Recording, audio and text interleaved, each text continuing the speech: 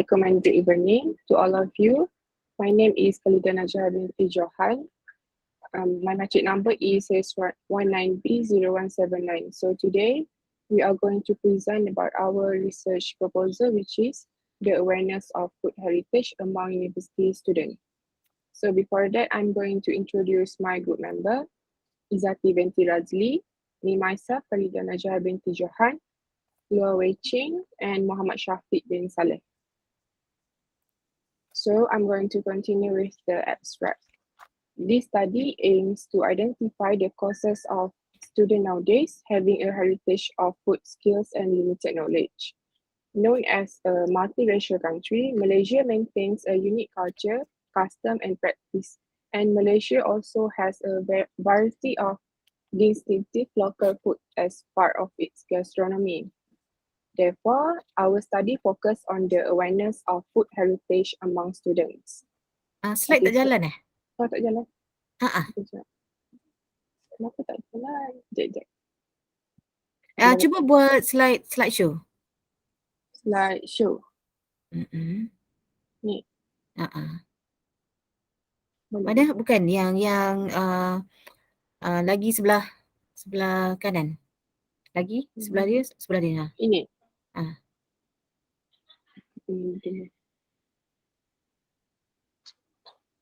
Okay, boleh tak? Tak nampak tu. Rasa je kena someone from the group present slide. Khalida, maksudnya sekarang ni Khalida yang present Saya present. Okay, dia kena macam ni, kena orang lain yang presentkan slide. Bila Khalida present, rasanya Google Meet dia ada masalah teknikal yang tu. Cuba try ahli group yang lain untuk buka slide. Okay, dengan rehearsal macam ni, so kita boleh figure out lah technical difficulties tu, so that nanti masa present betul-betul kita boleh kurangkan sikit technical error.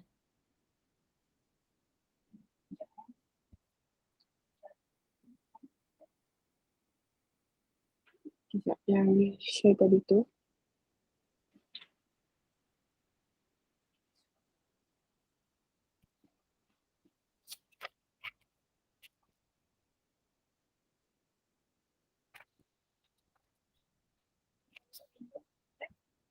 Tadi buat Okay, siapa yang boleh present slide? Sekejap, Izzati doktor. Okay.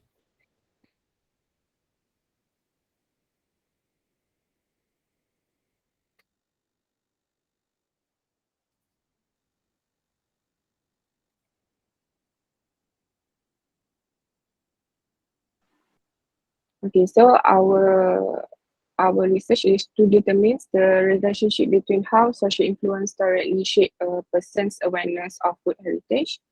Second, to examine the relationship between the availability and awareness of food heritage among university students, and to investigate the relationship between food preferences on food heritage among university students. Okay, so the quantitative method used for our research is a questionnaire to 240 respondents from all university students in Malaysia. And the conclusion for our research is it will indicate the extent of their knowledge of food heritage. Okay, next slide. Okay, so continue with the introduction. Malaysia has a diverse heritage food that has the potential to be an attraction to international tourists. Most tourists give positive feedback and favored the country's traditional food, snack, and dessert, according to Artina 2010. However, due to global modernization, food technology, and time constraint, the younger generation prefer ready-to-eat food rather than traditional food that contain more nutrients. So our research aims to study the awareness of food heritage among university students, and our research will investigate the relationship between the social influence, availability, and food preferences. We also use quantitative methods, which is the online survey via Google Form to study the awareness of food heritage. We also analyze the result that have been recorded using a statistical package for social science software, which is SPSS, where there are many researchers use it to analyze the complex statistical data from 240 respondents. Continue with the next slide, which is the problem statement. Due to the increasing number of fast, instant, and ready-to-eat food, it has greatly influenced the modern way of life that causing the particular heritage food to be neglected, according to Omar SR 2018. And according to Omar, the social transformation has caused this urbanization and reduced the aesthetic value of Malaysian heritage food in terms of cultural presentation, traditional dishes, as well as the original taste and image of the food that people tend to encounter. So this study aims to understand the needs of today's youth better. The majority of students have no idea what food heritage is. Traditional cuisine can be time consuming to prepare for them because they don't know how to do it. So I will pass to the slide to the next presenter. Thank you.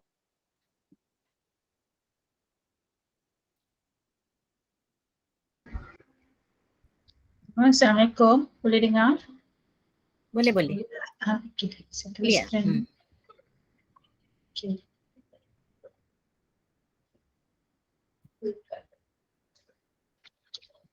Nampak slide? Bismillahirrahmanirrahim.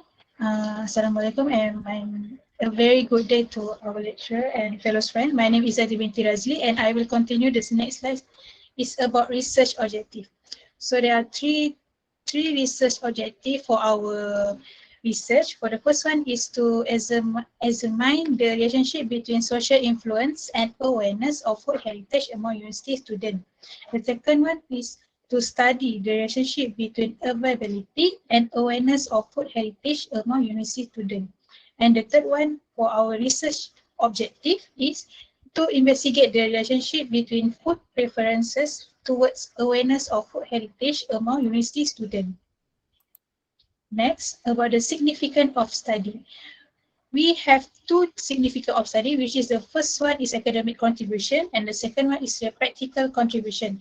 For the academic contribution is first point to contribute knowledge about food heritage and increase awareness on heritage food among students in Malaysia. The second point, to expand the literature about food heritage in factors of awareness in terms of social influence, availability, and food preferences. The third one is benefit future researchers to conduct more studies on the factors influencing student awareness of food heritage in their future.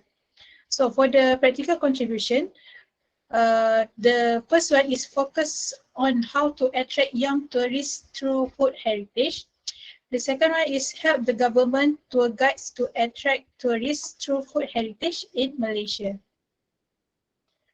Next, for the chapter 2 literature reviews, okay, we have two theories for our research. For the first one is the theory of motivation, push and pull factors. For the push factors, okay, from Boniface 2003, it is central encouragement traveling. The second one is Tom 1979, which is meeting new people at various locations and places can be seen as socialization. And the third push factor is from Kim and Eves 2012, which is culture experience, a desire to encounter diverse country, culture, or learn about the past. For the pull factor, what motivates people to travel include their internal and external motivation, such as tourist destination attraction, which is from Swarbrook and Horner 2007. The second one is the destination appeal from Getz and Brown, which defined as relates to culture appeals features. They prefer areas rich in cultural traditional characteristics. Next theory is about the theory planned behavior, which is TPB. TPB is a well-known form of theory in the field of social psychology by Ajzen, 1991.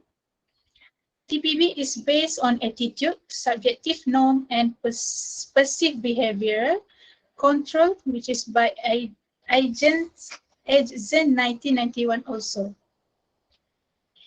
Next is literature review for the definition of our IVs and DVs. We have three IVs, which is for the first one, social influence, second one is availability, and the third one is food preferences. And for our DVs, we have awareness of food heritage. So the first one, social influence, is like peer pressure also impact teenagers' dietary choices. A recommendation of food heritage from family and friends may influence a student's attitudes, which is from HSU et al. 2018. For the availability, food availability is defined as the supply of food within a community that affect the food security of individuals, household, or a whole population, including food outlet location, food availability within shop, and price, quality, and variety of available food, which is from Nolan, Rickard Bell, Mohsin, and Williams, 2006. The third IVs is about the food preferences. Food preference refers to an individual choice of preferring one food item over another, from Rosin and Woolmack 1986. For our DBs is about the awareness of food heritage. The eating habits of the younger generation show a tendency to try new things and experience them with friends, family, and peers, which is from Hiron et al. 2017 and Hamza et al. 2015. I will pass to the next presenter. Thanks, Isati. Next, I will continue for conceptual frameworks and methodology part. For individual dependent, we use social influence, availability, food preferences. For dependent verbal is awareness of food heritage.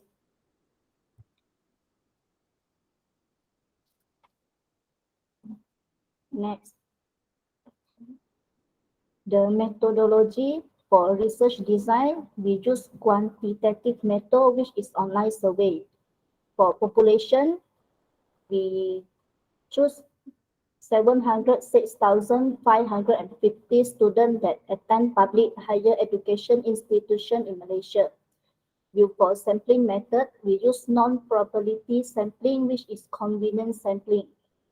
For sample size, we choose 240 students in public university in Malaysia.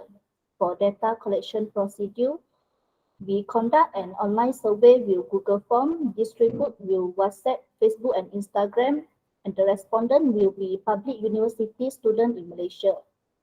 For data analysis, type of data analysis we use is frequency analysis, descriptive analysis, variable analysis, and person correlation analysis. The data obtained analyzed by using statistical package for the social science SPSS version 27. Next. The research instrument. For demographic, number of questions is 7 questions. For independent variable 1, social influence have 4 questions. IV2 availability have 4 questions. IV3 food preferences 4 questions. And dependent variable awareness of food heritage have 5 questions. Next, I will pass the presentation to our group member, Shafiq.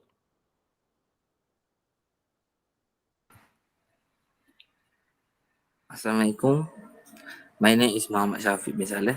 I will continue with the presentation. For the result, the gender show pie chart is for male is 23.8% and female for 73.6%. For the age,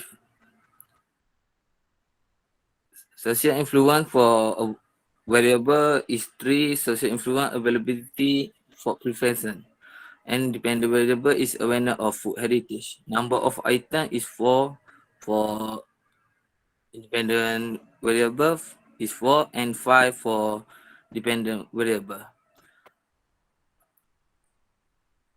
For the strength of association for the social influence is acceptable and availability is acceptable.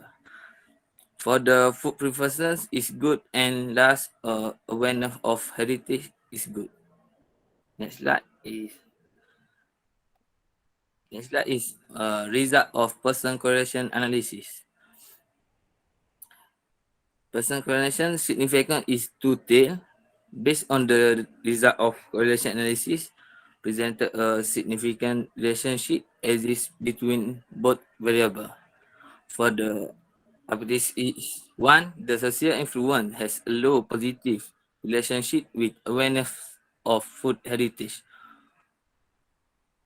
For the H2, the availability has a moderate positive relationship with awareness of food heritage. And last, for H3, the food preference have a moderate positive relationship with awareness of food heritage.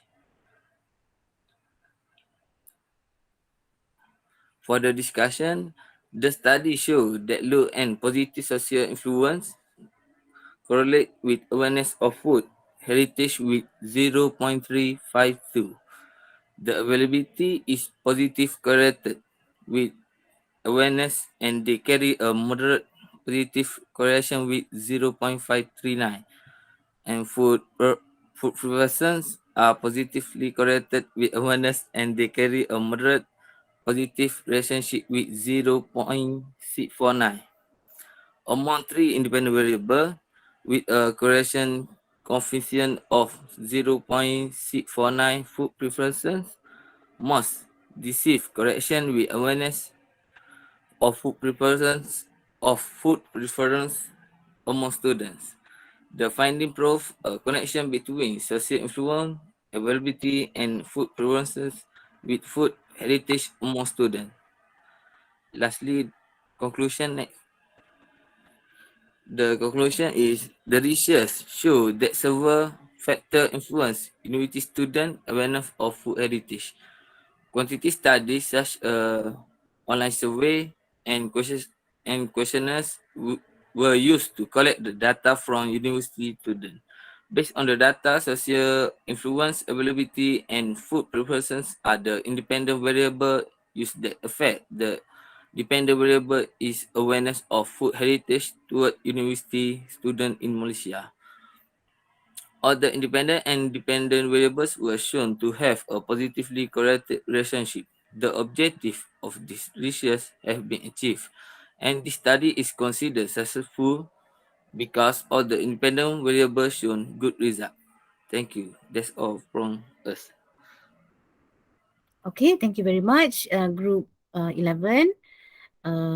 Well done. So I think uh, cara present tu bagus, cuma ada yang nak kena improve lagi, ya. Rasanya kalau satu praktis 2-3 kali lagi, insya-Allah lebih lancar lah. Cuma ada beberapa komen. First, apa ni? Mungkin masa saya check slide tu ada yang terlepas pandang. Jadi bila present tu nampak ada here and there yang perlu improvekan lagi, yang perlu diperbetulkan lagi. So saya komen daripada awal lah.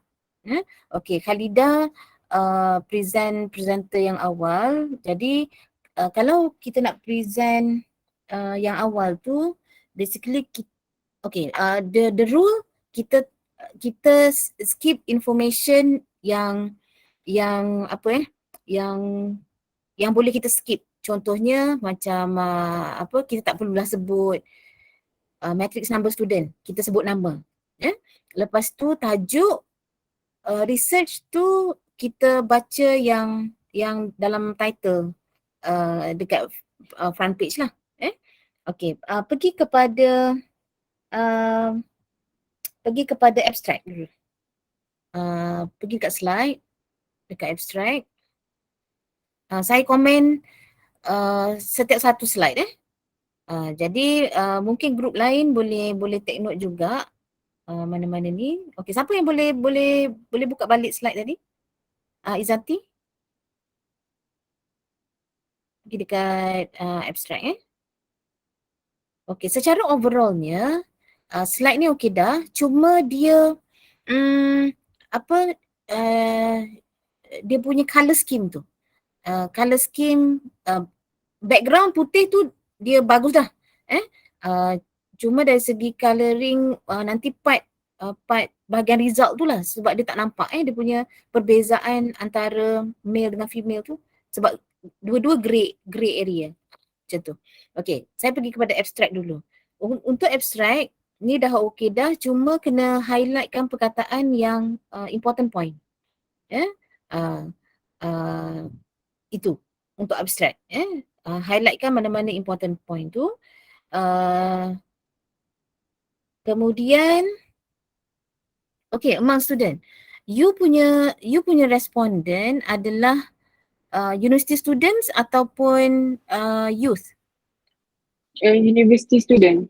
University students. So kalau university students kena stated clearly university students. Sebab bila kita kata students, dia boleh jadi student sekolah menengah, boleh jadi sekolah rendah. Students tu very general sebab kita buat very specific university students. Jadi kena letaklah contoh the study focus on the awareness of food heritage among students.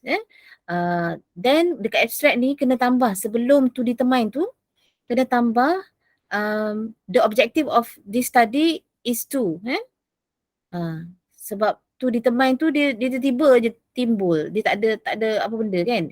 The objective of the study is satu to determine dan sebagainya lah. Actually yang objektif ni kita boleh simplifykan dengan bagi tahu dalam satu ayat, the objective of this study is to examine the relationship between social influence, availability, and food preferences towards awareness of food heritage among university students. Satu ayat. Tapi kita boldkan untuk setiap independent variable tu. Okay. University students measure. Okay. Ayat yang last tu dalam abstract dia perlu ada elemen result and finding. Dalam abstract awak tak ada result. Dia ada method, dia ada objektif, dia ada apa introduction, problem statement, objektif, method. Tapi findings tak ada. Jadi kena masukkan finding of this study. The result of this study found that social influences, availability, and food preferences had a significant relationship with awareness of food heritage. Itu dia punya finding dia. Buang ayat the conclusion will indicate the extent of the knowledge tu. Masukkan satu ayat significant of the study. Significant of study, satu ayat. Jadi itu baru complete abstract. Boleh? Kemudian bahagian okay, next Izati, next slide, introduction. Kalau kita tengok introduction ni bila Halida present kan, dia sama content dia dengan abstract. Betul tak? Jadi introduction ni apa yang kita kena letak? Ia adalah background of study dalam kita punya report. Apa yang kita letak dalam background study adalah dia punya berkenaan food heritage, berkenaan dengan awareness, dia punya trends in food heritage ni among youth, kepada remaja kan, statistik dia. Yang tu yang kita kena letak dalam introduction. Yang menyebabkan kita nak kaji. Kenapa orang nak tahu apa pentingnya nak kaji food heritage ni towards university students. Daripada sinilah. Ya. Okay. Kemudian problem statement. Okay, pergi kepada slide problem statement. Okay, problem statement ni dah bagus dah. Cuma kena tambah dia punya kenapa nak kaji 3 IV tu tadi. Social influence, food preferences and availability tu. Apa problem dengan IV tersebut? Tak mention dalam ni. Ya? Jadi tulislah satu ayat berkenaan tu, mungkin boleh buang ataupun tukar yang ketiga tu kan, di study aims tu. Maksudnya ayat yang ketiga masukkan problem statement berkenaan 3 IV tu tadi. Kemudian ayat yang keempat tu, therefore this study would like to investigate the role of these 3 factors towards awareness. Tu baru problem statement. Alright. Kemudian seterusnya problem statement significance of study. Significance of study ni research objective ni okey dah, beres. Significance of study. Okay, kat sini pun dia tulis among students kan. Kena tambah among university students. Ya. Jadi kalau boleh untuk setiap ni kena letak university students lah, jangan letak student saja. Okay, kemudian pergi kepada LR, push and pull factor ni. Okay, saya tak pasti setiap point di bawah push factor dengan pull factor ni, adakah ia definasi kepada pull and push factor? Tapi kena semak balik apa dia sebenarnya push factor, pull factor. Sebab push factor ni adalah yang menolak, faktor-faktor yang menolak seseorang untuk membuat sesuatu. Apa dia yang menolak dia? Jadi definisi menolak tu dia tak ada dalam slide ni. Kalau pull factor pula adalah perkara-perkara yang menarik. Jadi kena very clear on push and pull factor ni. Sebabnya your examiner probably expert on theory, pull and push factor, TPB macam tu. Jadi kalau kata you present benda yang tak relevant dengan push and pull factor, tu memang cari memang kena kerat lah nanti.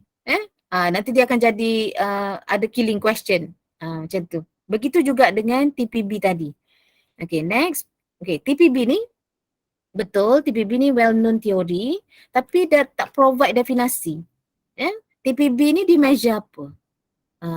Awak cuma bagi elemen of TPB tu, attitude, subjective norm and perceived behavioral control tu adalah faktor-faktor dalam TPB.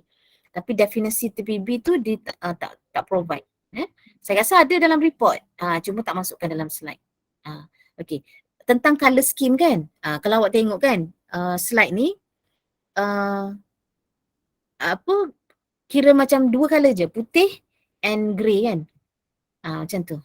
Jadi mungkin boleh ubah sikit colour scheme tu biar kalau macam ni tak okey sikit dalam result nanti. Jadi orang nak tengok tu tak nampak. Okay. So terus kepada conceptual framework. Itu beres dah. Cuma dalam penerangan literature review tadi, okay sini kan, Izzati present kan. So Izzati present, jangan terlalu baca sangat. Maksudnya awak kena praktis lebih lagi supaya dia tak nampak macam baca the whole sentence macam tu. Macam mana dia perlu ada cara nak buat supaya benda tu tak nampak membaca sangat adalah dengan kita tahu dan faham apa yang kita nak cakap tu sebelum present. Jadi kita akan kita baca juga, kita tengok slide kita juga, tapi kita able untuk explain benda tu. Dan rasanya tak perlu mention lah nama dia punya reference tu. Sebabnya examiner boleh nampak daripada slide. So benda-benda tu tak perlu nak ni lah.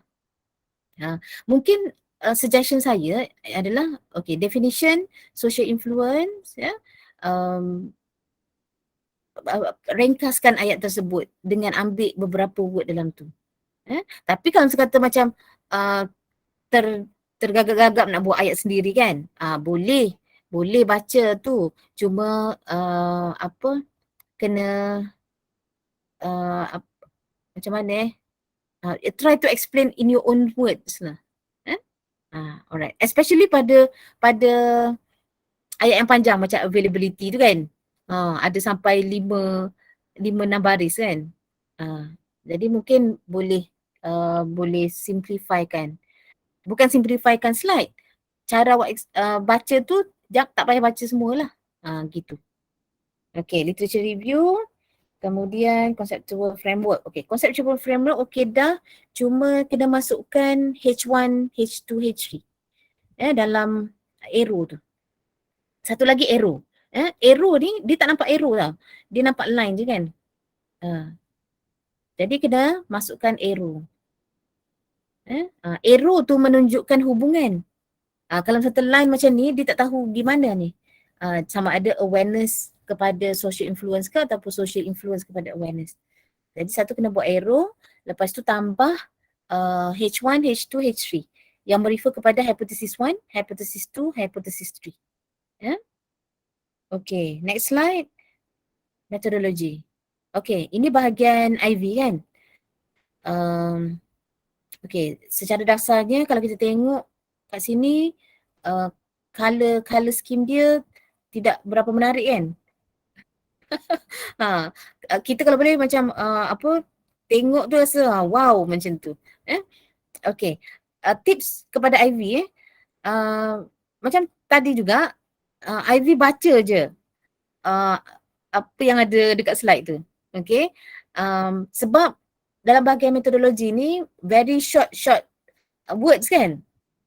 You need to explain a little bit. Maksudnya you buatlah nota sikit untuk metodologi ni. Okay, research design, quantitative method. Betul, you put quantitative method there. Tapi you kena explain why you do quantitative method. Kenapa tak buat qualitative method? Sebab apa? Sebab kita nak investigate the relationship. So in order to investigate the relationship, quantitative method is the most suitable method to answer the research questions. Explain macam tu je, satu ayat. Dengan explain macam tu, dia nampak bahawa you really understand your research. Okay, and then on part of population tu. Okay, Ivy cakap tadi we choose 706. Itu salah sebab 706 tu 706,000 tu adalah population, betul? Population tu didapat daripada data statistik lah. Okay, so what you can say is from the statistics in bila ni jumlah students university pada tahun berapa? You need to state very clearly. Lagi details you provide the info, lagi tinggi dia punya kepercayaan dia tu. Sebab sekarang ni kita nak menambat hati examiner. Kita bukan hanya setakat nak present. Kita semua group dah buat yang sangat bagus. Tapi bila kita present dengan tidak cukup information, dia nampak macam lacking lah benda tu. So akan rugilah. Sebab you buat dah betul dah. Jadi nyatakan bahawa jumlah tu adalah populasi student di higher education pada tahun berapa. Kalau boleh dapat daripada mana dan sebagainya. Tak perlu tulis dalam slide, you just need to explain. You buat nota sikit. Okay, kemudian sampling method. Kita guna non-probability sampling kerana apa? Kerana we don't have the list of the students. So the most convenient way untuk dapatkan data tu adalah melalui convenient sampling.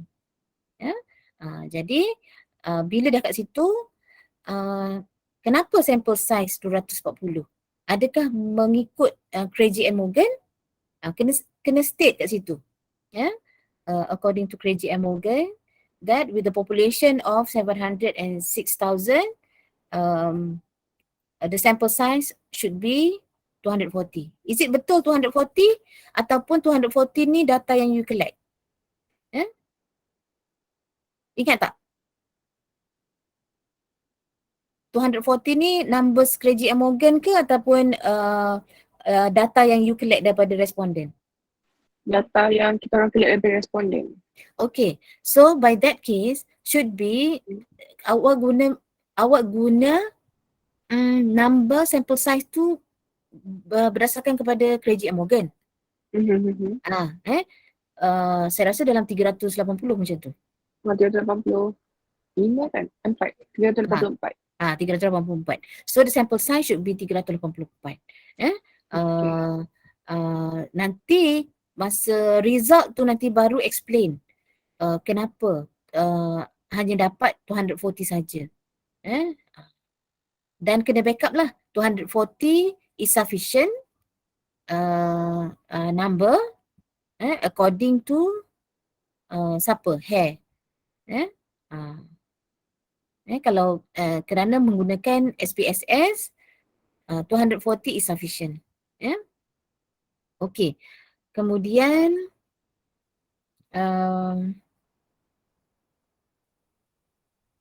ataupun nak tulis dekat sample size kat sini terus, tapi macam mana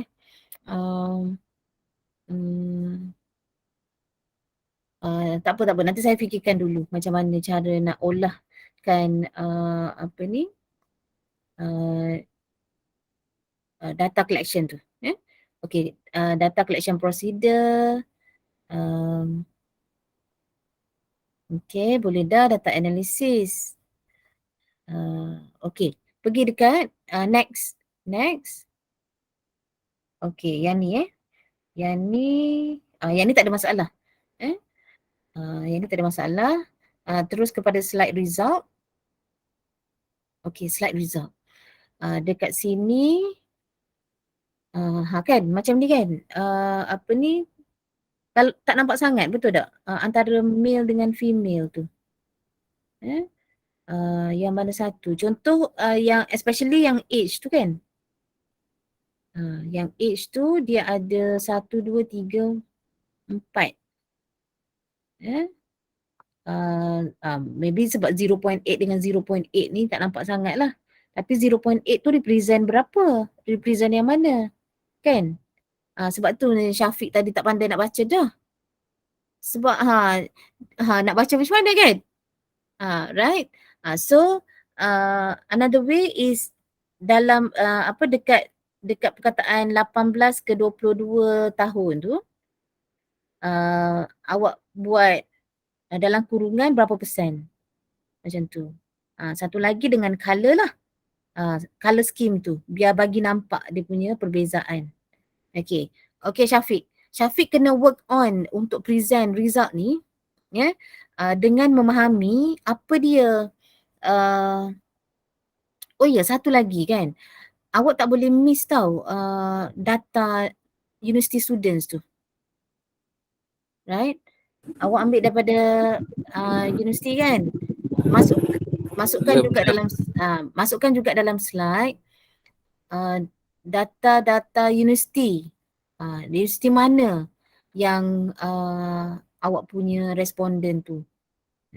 Barulah nampak betul lah awak ambil daripada sudut universiti. Kalau tak macam ni tak nampak ni.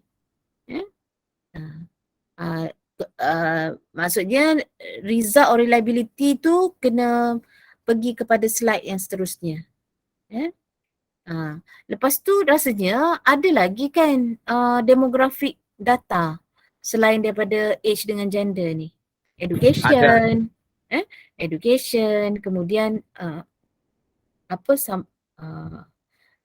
definition of food heritage ke, ataupun dia tahu ke tak food heritage tu apa kan. Masukkan juga dalam slide ni. Jadi reliability dengan Pearson correlation boleh buat dalam satu slide. Okay, satu lagi saya nak tegur, Cronbach alpha dia tak measure association, strength of association tu. Uh, uh, uh, dia panggil strength of reliability lah. Strength of reliability bukan association. Association dia Pearson correlation. Alright. So Syafiq, macam mana you nak present reliability dengan Pearson correlation ni? You need to understand first, apa maksud reliability ni? Reliability ni, kita nak tahu sama ada items untuk setiap variables ni, dia menunjukkan betul item ni menunjukkan kepada social influence. 4 item ni menunjukkan social influence. Jadi bila Cronbach alpha ni atas daripada 7, maksudnya semua item-item ni dia reliable kepada variable yang kita nak ukur. Tu. Jadi kena faham dia punya apa bendanya tu barulah kita boleh cakap. Kan? Contoh macam awak suka seseorang lah kan. Berbanding dengan awak tak suka seseorang kan. Kalau awak suka seseorang, awak boleh explain daripada A sampai Z pasal dia. Tapi kalau awak tak suka dia, kan, awak tak kenal pun dia. Nak explain macam mana kan? So samalah macam ni. You need to be able to understand first in order for you to explain. Explain dalam broken English is okay. As long as you are able to explain. Jadi ability to explain tu yang kita nampak dalam effort lah. Macam tu.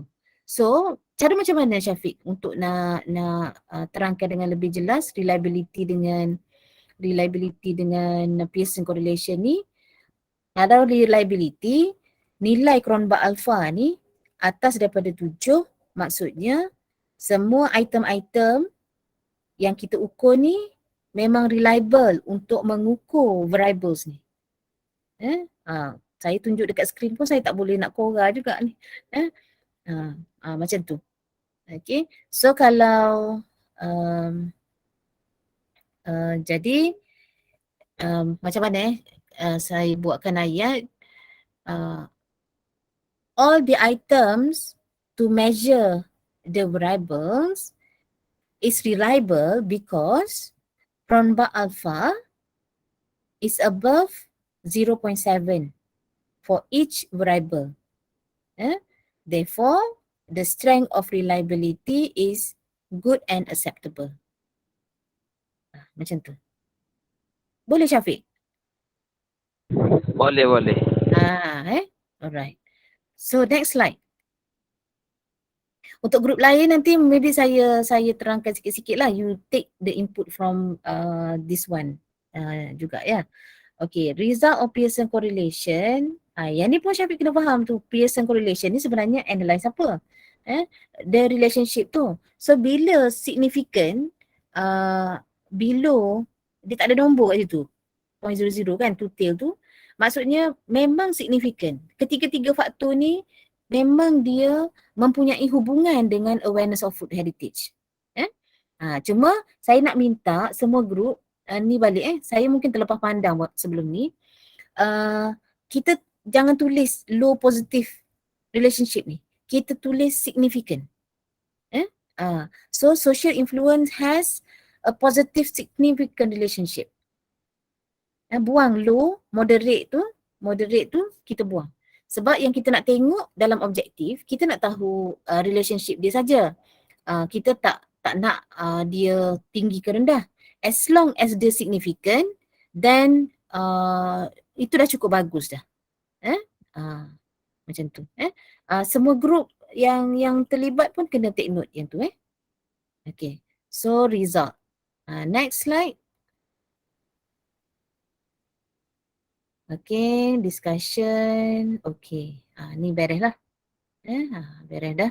Cuma ada salah perkataan je. Ayat yang keempat, baris yang kedua tu, the most decisive correction. Not decisive correction, correlation. Correlation. Okay. Finally, conclusion. Okay, conclusion.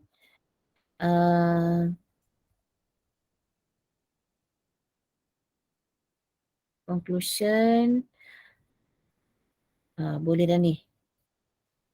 Ayat yang ketiga, based on the data, based on the finding lah, based on the data. Kalau data saja kita tak nampak apa-apa sebab data tu kita kena analyse dulu. Based on the finding, social influence, availability and food preferences are the significant factors.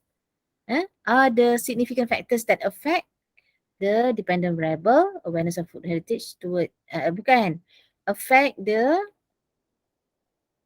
dependent variable, affect the awareness of food heritage among university student in Malaysia. Towards tu tukar kepada among. Okay, all the independent and dependent variable were shown to have a positive correlated relationship. Ayat ni tak betul sikit. All the independent variables were shown to have a positive, to have a significant positive correlation towards the independent variable. Dependent variable tu satu je. Then achieve. Okay. Yang ayat terakhir tu bagus dah. Alright. Tu saja. Boleh? T11. Okay, kita ambil masa lama sikit dengan grup grup yang pertama. Okay. So kita boleh ada apa persoalan tak? Grup 11. Dia presentation ni require practice and practice sampailah you feel comfortable. Cuma jangan overconfident. Jangan berdebar sangat, jangan overconfident juga. Alright. So kita pergi kepada grup yang kedua lah. Thank you, madam. Alright. Thank you, Dr. Okay. Baik, terima kasih doktor. Sama. Thank you doktor. Boleh stay untuk tengok pula grup lain macam mana. Boleh dapatkan input juga.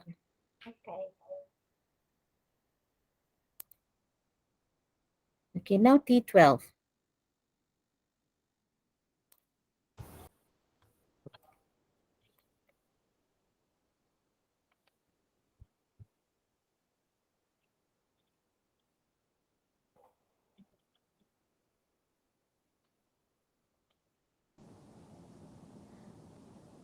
Test. Okay, Boleh dengar ke? Dengar. Assalamualaikum warahmatullahi wabarakatuh and a very good evening to my fellow friends and to Dr. Eva. So today we are from group T12 are going to present our final year project, which is the influence of travelling lifestyles on travel intention among youth in Malaysia. So our group consists of 4 persons, which are Nib Muhammad Safwan bin Salman, me myself Nur Syazani binti Ahmanafi, Iviku anak perempuan Esau and Chong Kaji.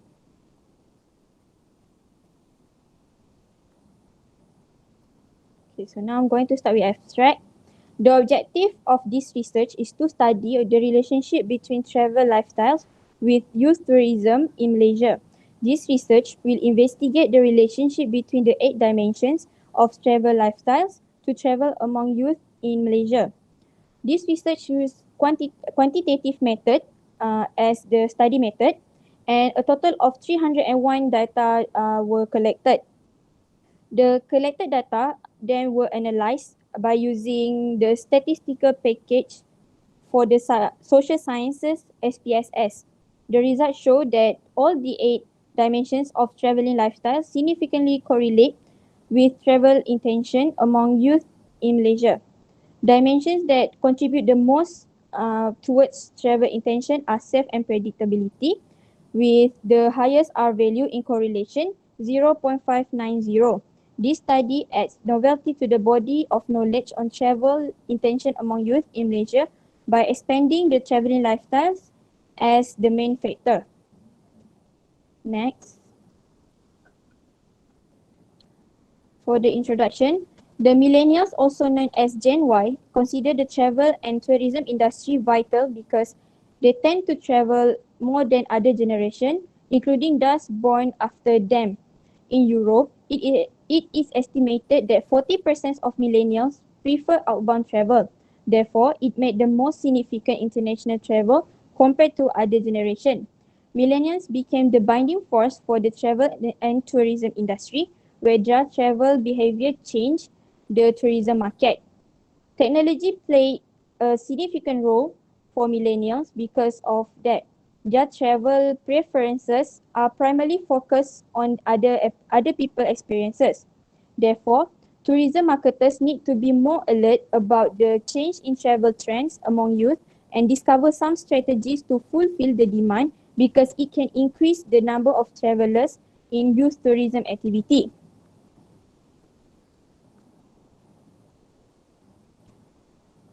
For problem statement, trends in travel behavior, particularly among young individuals, have recently shifted. Millennials' lifestyle and travel tendencies at this stage in their life are unlike those of prior generations. Study on traveling lifestyle is very limited, especially with tourists in Malaysia. The traveling lifestyle variable is used to gain a better understanding of tourists by looking at their activities, interests, and perspective. Now I'm going to pass to the next presenter.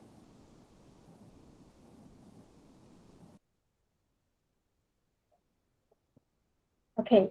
Hi and good evening, Dr. Eva and my fellow friends. My name is Jonggadia and I will present the research objective and research question, the significance of study, and the literature review. The first research objective is to investigate the relationship of travel lifestyle with the intention to travel among young. The second is to examine which of the 8 dimensions of travel lifestyle related to the intention to travel among young. The last research objective is to identify the most contributing dimension of travel lifestyle towards the intention to travel among young. Next, research question. The first of the research question is, how does travel lifestyle influence the intention to travel among young? The next question is, the research we are surviving is to 8 dimensions of travel lifestyle impact the intention to travel among young. And what are the most contributing dimensions of travel lifestyle toward the intention to travel among young? Okay, next slide. In the significance of the study, we have analyzed 2 contributions, which are academic contribution and practical contribution. In the academic contribution, there is limited study in young traveling lifestyle that will provide additional knowledge in the area of study in intention to travel. And we use the extent theory of planned behavior to explain young traveling lifestyle toward the intention to travel. While in the practical contribution, this study will provide input and advantages to travel agency and the Polish player local and globally. Furthermore, it also helps the government to improve management in the young tourist industry in our country. Okay, next.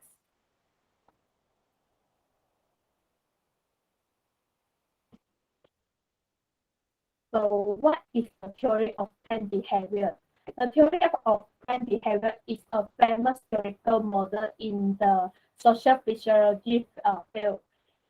Its concept was based on attitude, non-life behavior, and perception.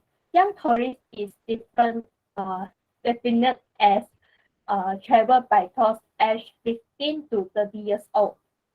Travel intention may be described as customer subjective, like likelihood of doing and talking particular activity linked to tourist service. Lifestyle is defined as a system of individual different in the usual use of deliberative and procedural knowledge structure that interfere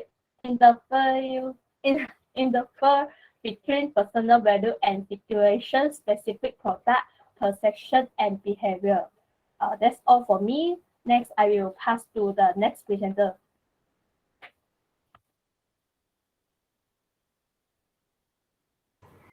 Okay, thank you, Chang Kache. Good evening, Doctor. Next, I will continue my presentation. First, literature review.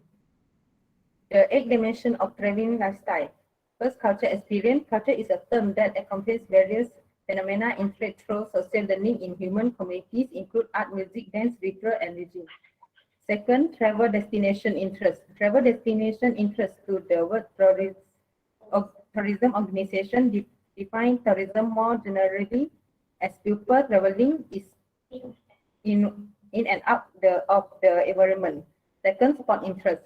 Sport interest refer to travel that involve either observing or participating in sport event of tourists, and of course is in information seeking. Information seeking is the process of activity of striving to gain information. The five is safe and predictability. The safe of travel during travel activities is determined by predictability and safety of environment in which travel tourists participating in adventurous activities. In next, group travel. A group adventure tour is a group trip that can organize and manage a trip arranging a family reunion, a business trip, or a vacation with friends. Okay, next, in this is a term that refers to a person who is not good at making decisions. Variety. The term variety means the quality of having different type of things. Okay. Next concept framework. The independent variable and dependent variable that will be used in this study. Independent variable are the parameters that influence people intention to travel. The independent variable is an intention to travel. There were one independent variable which is traveling lifestyle with 8 dimensions. Why the 8 dimension is culture experience, travel interest, sport interest, information seeking, safe and predictability, group travel in and variety with the intention to travel among use. Next. Methodology. The research methodology of this study is quantitative when starting with a hypothesis and seeking confirmation or rejection of the hypothesis. Quantitative techniques are used. Questionnaire and survey in quantitative methodology.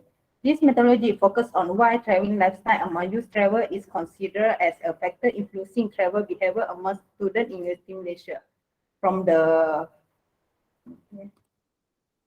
the research design, we use quantitative research using online survey, and next sample size, 301 respondents, sample design, convenience sampling, population 706,515 of university students in Malaysia aged 18 to 13 years old. Okay, next, data analysis using statistics package for the social science SPSS version 27, descriptive readability and correction were analysis through SPSS. Next, data collection procedures using Google Form as a platform, distribute through social media, Instagram, Twitter, WhatsApp, and Telegram. Respondent will be researched through close contact, friend, and family. List of university, UMK, UUM, MSU, UITM, UMT, KPTM, Polytechnic Malaysia, and more. Okay, last research instrument. Part A, demographic question, general age, education. Part B, dependent and independent variable, related question, and 8 dimension. Next, that's all for me. Thank you.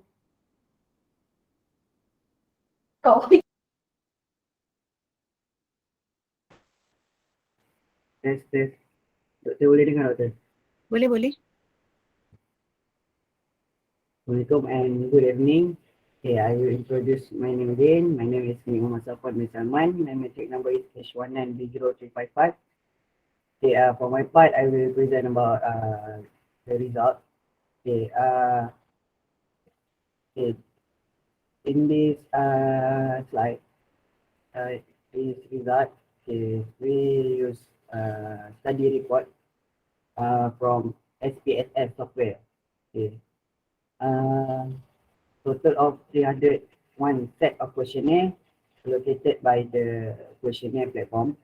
Okay, in this section is discussing about the respondent demographic profile, which include their gender, age, university name, educational background, travel experience, travel with travel frequency, and their awareness about your tourism.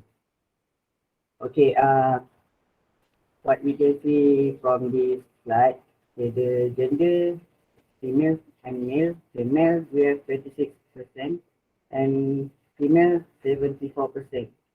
Okay, okay, for the age, we have three group.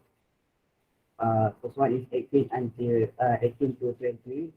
Second one is 21 to 25, and the third one is 26 to 29. So the majority of answer this questionnaire, the form, from group 21 to 25, because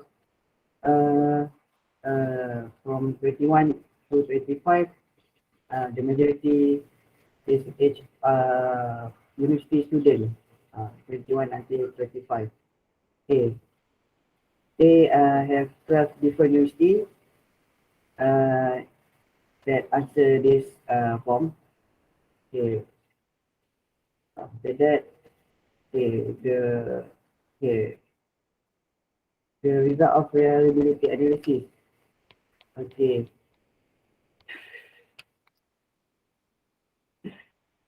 okay, the stability of consistency of test scores is measured by reliability. Reliability testing is software testing procedure that determines if a piece of software can operate without fail for a set amount of time in each environment. Okay, what we can see, okay, the first one is for interest in result of reliability analysis. Okay, the second one, the result of Pearson correlation analysis. Okay, safe and predictability is the highest. Okay, because maybe as a student, as a youth, if we want to travel, we must know about that place, safe or not. That's why the what we call the mean is highest. Okay.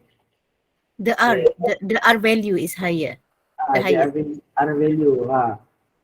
Sorry, madam. Okay. Okay. Then okay, the hypothesis is 1 until 8.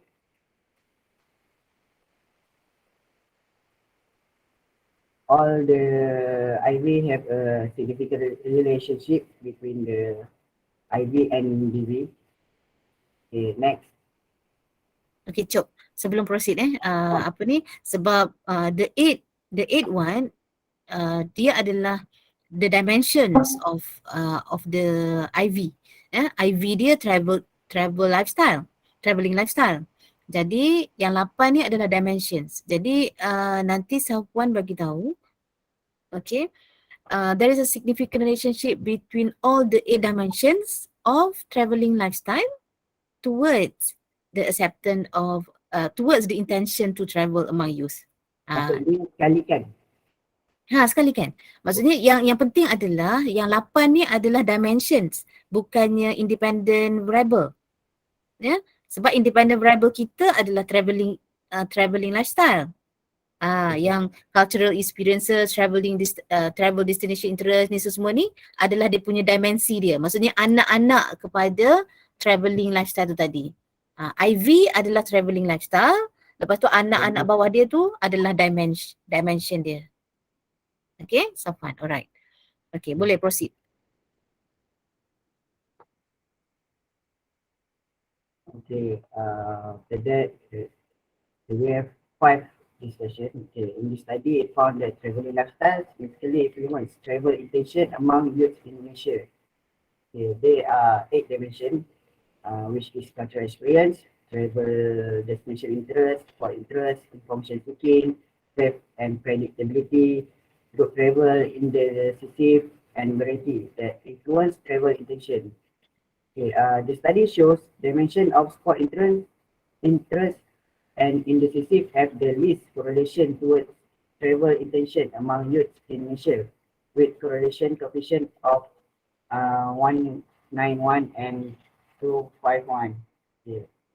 0.1. Dia ada titik, ada titik depan tu kan. Jadi dia 0.191 and 0.251. Alright. The number 4 is the Tak payah sebut pun tak apa. Safwan tak payah sebut pun tak apa. With the least correlation coefficient. Dah habis situ. Macam tu. The information seeking group travel and variety have higher correlation toward travel intention among youth in Malaysia with correlation coefficient.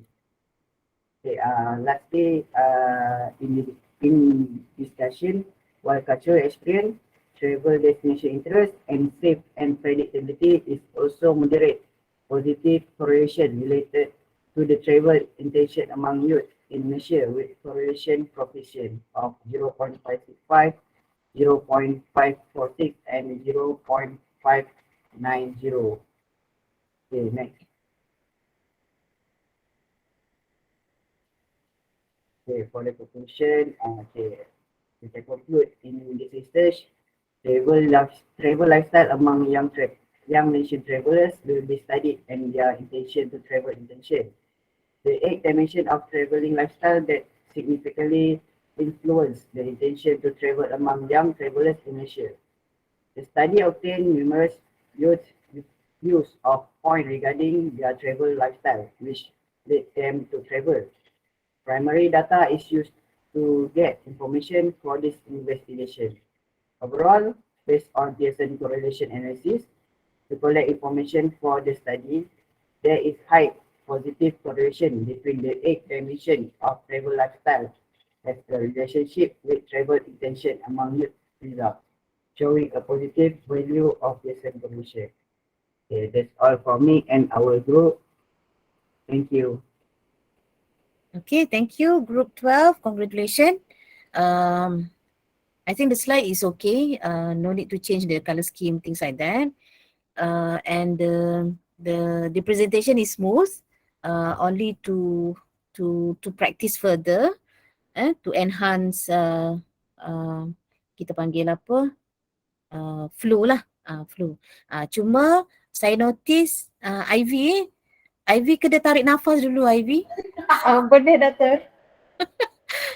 Laju macam kereta api. Jadi tak clear what is it. What is it that you're saying? Kena cakap slow down, ambil nafas dulu. Dia memanglah kalau kata nak present ni berdebar-debar kan. Tapi kalau examiner tak nampak, tak dapat catch apa yang you sebut, susah jugalah. Okay. So untuk group ni tak banyak sangat correction on the slide. Cuma kita pergi kepada research question dengan research objektif tadi. Saya rasa dia punya tulisan tu tak sama font. Mata saya ni tajam.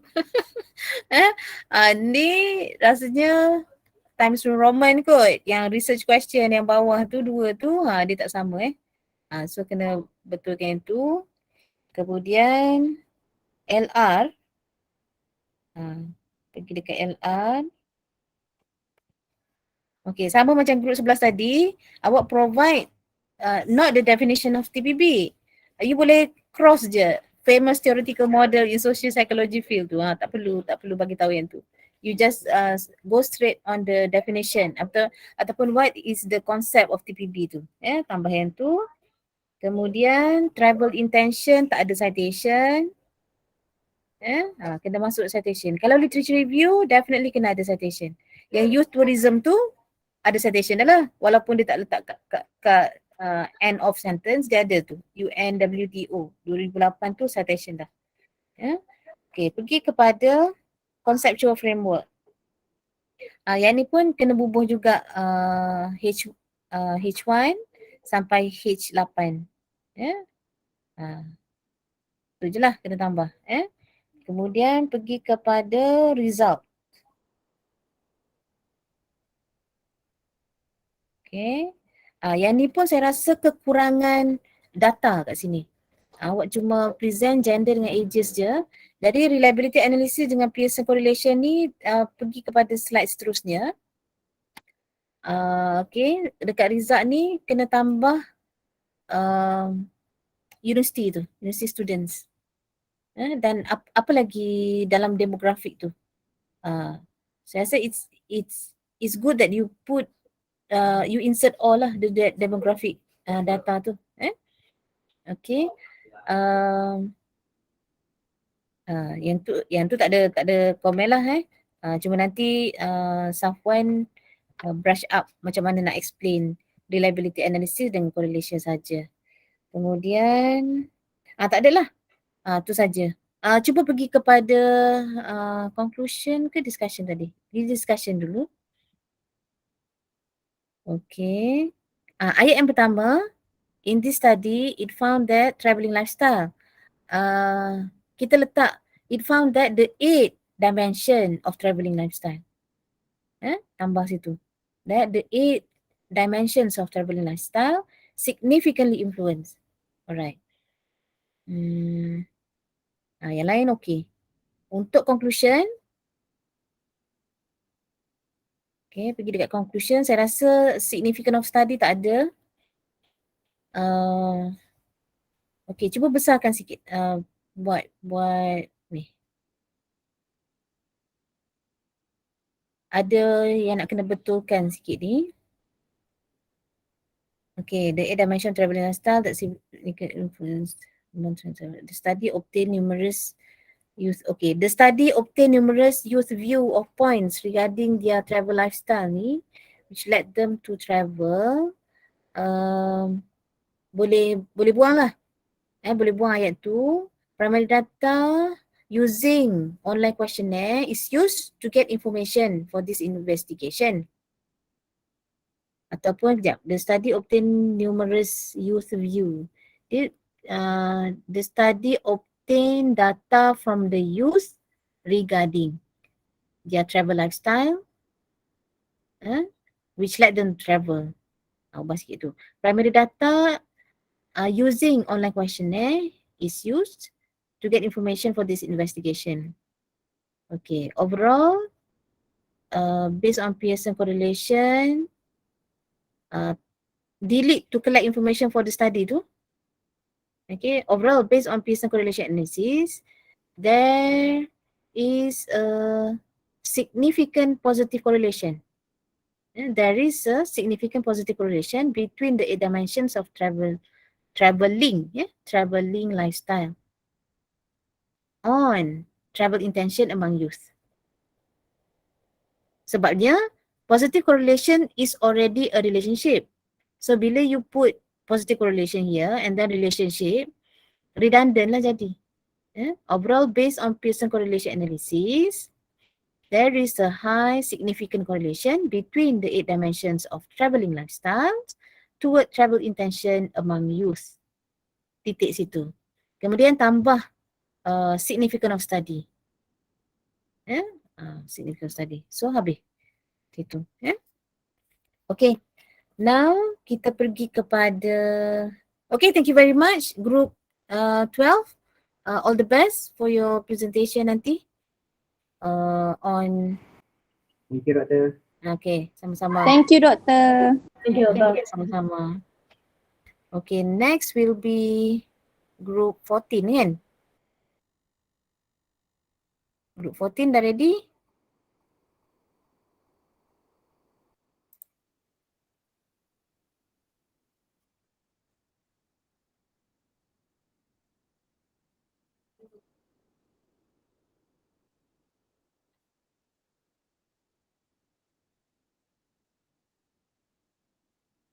Sekejap ya, madam. Okay.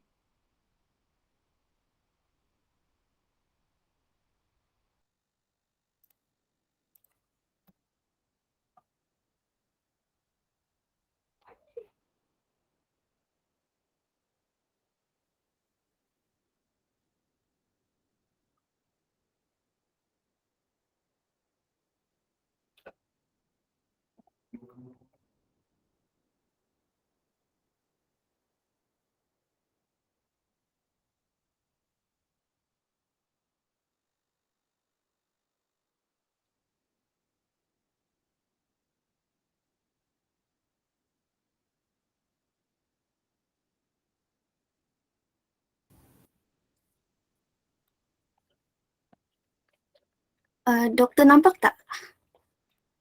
Nampak? Nak cuba buat Okay.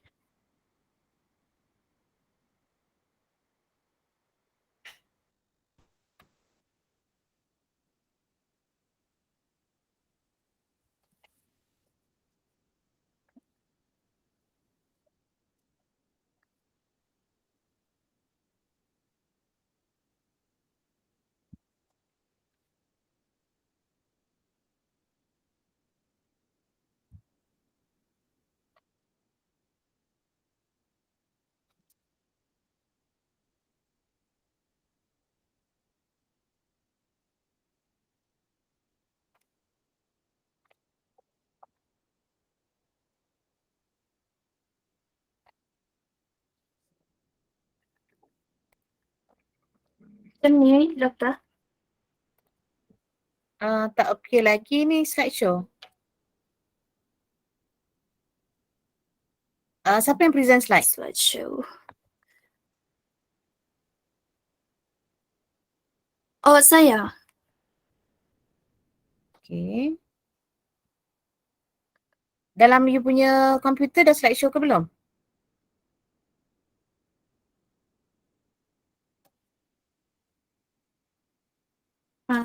Tengah. Oh, dia tak appear pula. Maksudnya kena orang lain ni yang present slide.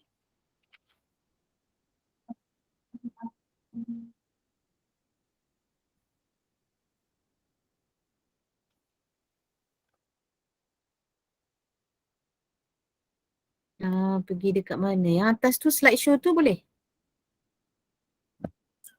Slideshow.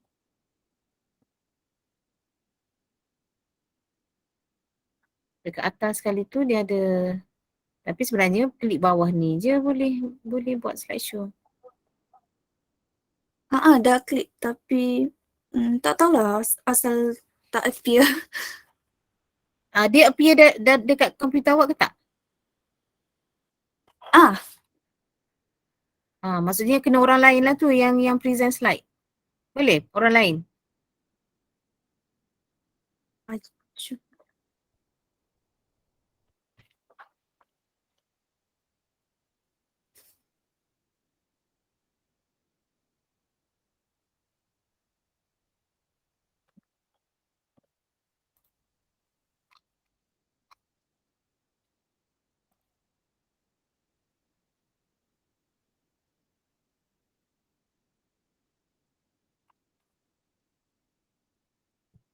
Japa, madam.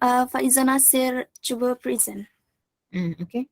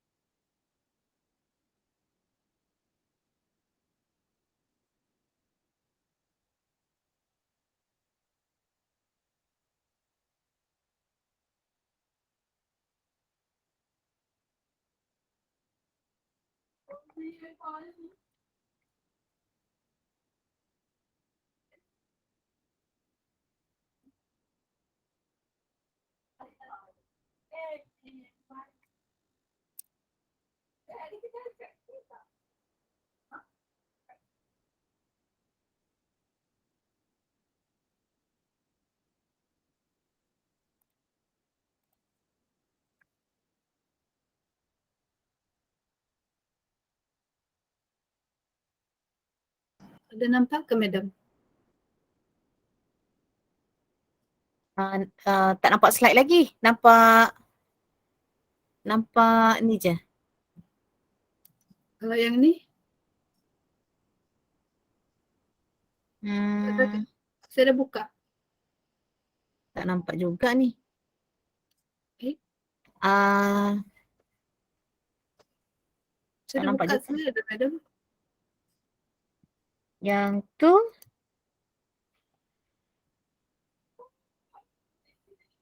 yang ni kejap. Ni siapa presenting ni?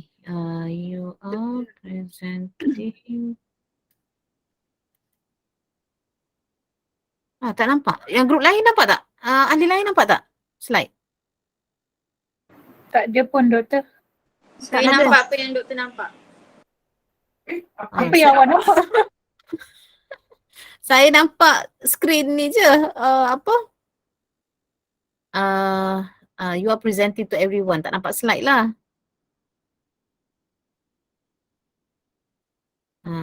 Dah saya buka ni. Jack Lia punya ni dah appear dalam ni kah? Tapi ada nampak slide ke madam? Saya buka slide. Tak nampak. Stop presenting. Cuba pilih. Awak tekan ni. Presenting kan? Present your entire screen. Boleh? Klik your entire screen. Lepas tu pergi dekat PowerPoint.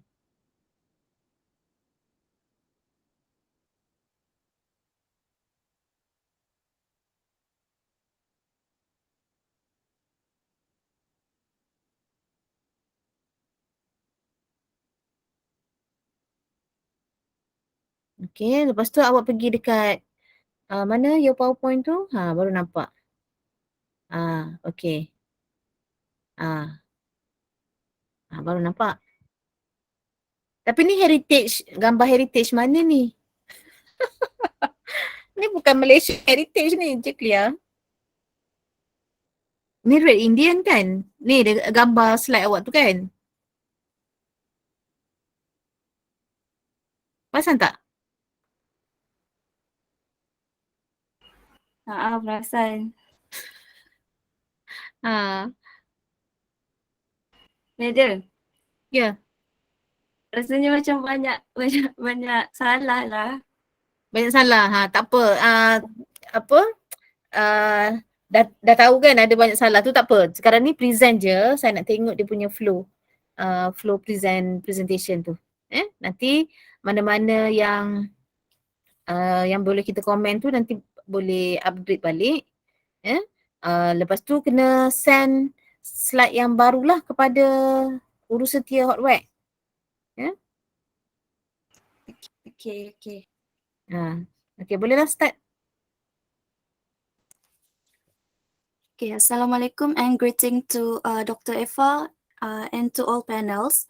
We from Group T14 would like to present about the determinant factors of cultures and heritage tourism motivation among youth in Kelantan. So next slide, please.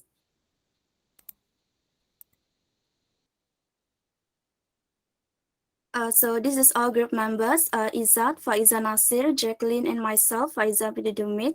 Next slide.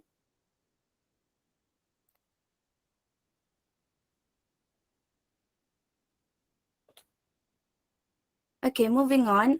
The outcomes of our research is to investigate, as you can see, the highlight color one, heritage site, cultures, travel lifestyle, facilities and services, travel adventures, motivation towards visiting.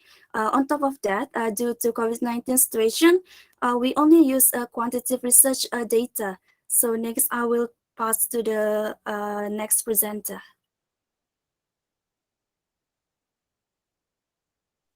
For introduction, the purpose of the research is to examine the factor of culture and heritage tourism, motivation among youth in Kelantan. Culture heritage tourism is where people travel to experience authentic activities, story of people living centuries ago, past monument, artifact, food, culture, clothes, clothing, and music. The population of Malaysia is 29.8 million, consisting of Malay, Chinese, Indian, and the others. With the increased number of tourist arrival from 25.72 million in 2015 to 26.76 million in 2016. The tourism industry is now the most notable industry in Malaysia. These statistics show a very significant decrease due to COVID-19, and all over the world and borders had to shut down nowadays. I pass to next presenters. Okay, for the problem statement is the teenager think and expect all heritage site to be only suitable the elderly. And the teenager love Korean music and drama as known as K-pop rather than knowing their culture in heritage music. In the research slide 8 all 2003 expressed about the main facility management problem was due to the collapse of the military and resulted in open access to their guarded environment. The last one is a travel adventure always for the elderly or the people who love involve in travel adventure and has to Kedah travel to because there is many historical natural resources and man-made heritage. Okay. Okay, next, as I mentioned at abstract earlier, this is all four objectives that had been researched. First one would be heritage site, moving on cultural, travel, lifestyle, service and facilities, and last one would be travel adventure. Next slide.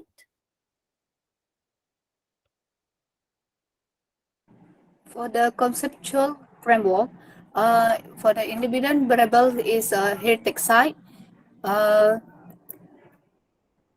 Second one is a travel lifestyle. Third, service and facility. And the last one is a travel adventure. And for the independent variable is a culture and heritage tourism motivation.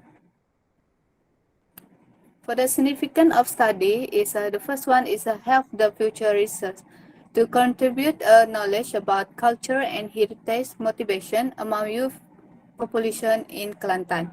Second is a bring benefit to society. Youth participate in culture and heritage tourism can preserve our country heritage and culture to continue to grow in not be forgotten by today young people. The last one is a benefit to tourism sector. To tourism sector, it maybe can give more advantage to tourism industry in the country. Okay, moving on, motivation of youth or tourist behavior can be explained using push and pull theory approach. For all information, as we research, this two theory is easy to be used or perhaps very effective to determine their behavior. For instance, people or we all would like to travel to another place aside from Malaysia. For instance, desire to escape, rest and relax, adventure, health and fitness. Next slide.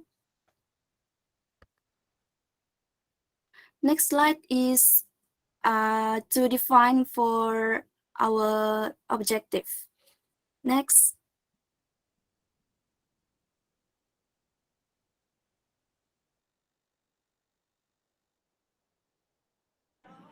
For the method that we use is a pilot test to test research protocols, data collection tools, sample recruitment strategy, and other research technique in preparation for larger research. Second is a descriptive analysis. Descriptive analysis is allow one to simplify vast volume of information in a logical manner. And the last one is a correlation analysis. Correlation is a statistical technique for determining the strength of a relationship between two quantitative variables. For data analysis is a method to evaluate information that employs scientific reasoning to examine each of data provided. Information is gathered from various analyses and from the final finding. We use SPSS software to generate data, such as descriptive analysis, reliability test, and lastly is Bayesian correlation. Slide. Descriptive analysis. Descriptive analysis are generally useful in any situation where a detailed specification. In this research, the demography of our respondent is a youth in Kelantan. Our purpose is to ensure the independent variable of our study is all used, such as demographic, respondent profile, tourism profession of heritage and culture-based tourism, as well as tourism certification toward heritage culture tourism. Descriptive analysis can be used to describe demographics such as percentage, frequency, mean, average of respondent. Next slide. As you can see the table, reliability and validity tests refer to where data collection approved or indicator extract from research. The Compass Alpha was used in this study to calculate the instrument reliability in this reliability test. Next slide. As can see the table again, Pearson correlation is a statistical technique for determining the strength of a relationship between two quantitative variables. In this study, the Pearson correlation coefficient was used to determine the relationship between the independent and independent variable. A correlation coefficient of -1 indicates that for every positive increase in one variable, 0 means there is no positive or negative increase for every increase. Okay, for methodology, research design, we use quantitative using online questionnaire survey, population and sampling size, youth population in Kelantan. I get the info from Harian Metro, which is and then 384 respondent I got from KJ and Morgan table. So sampling method, no probability sampling and conventional sampling. Conventional sampling, regardless of whether the respondent had joined or never joined to visiting culture and heritage place, can answer the survey. Research instrument, questionnaire design, online Google Forms, and Likert Scala. Next. Key conclusion, this research has been carried out up to examine the factor that motivate the participation of tourists in culture and heritage tourism. The finding provide that there is significant relationship between heritage site, culture, travel lifestyle, travel adventure facility, and service with tourist motivation in culture and heritage tourism. This study can be concluded that all the research question has been answered, which all independent variable is significant influence. Right, that's all for our group. Thank you.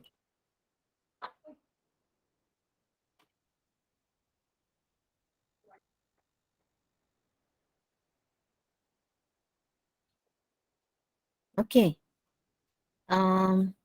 Memang banyaklah yang kena baik key slide ni. Okay. Cuba go back, pergi kepada introduction.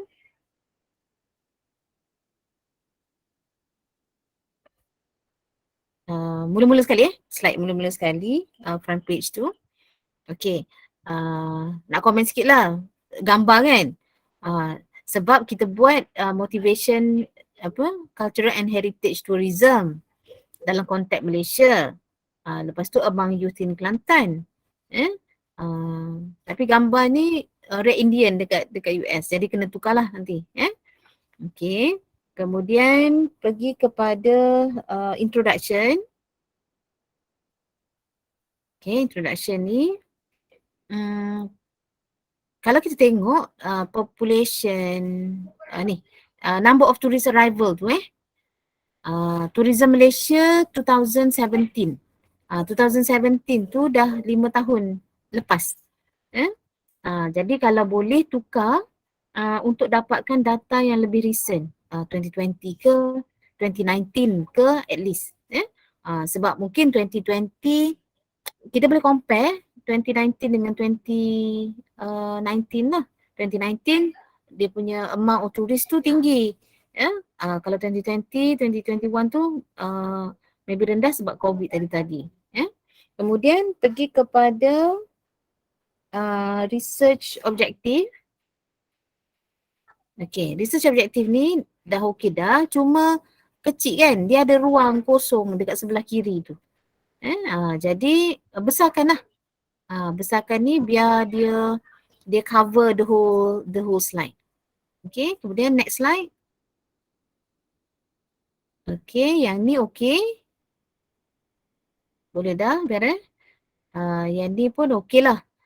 Cuma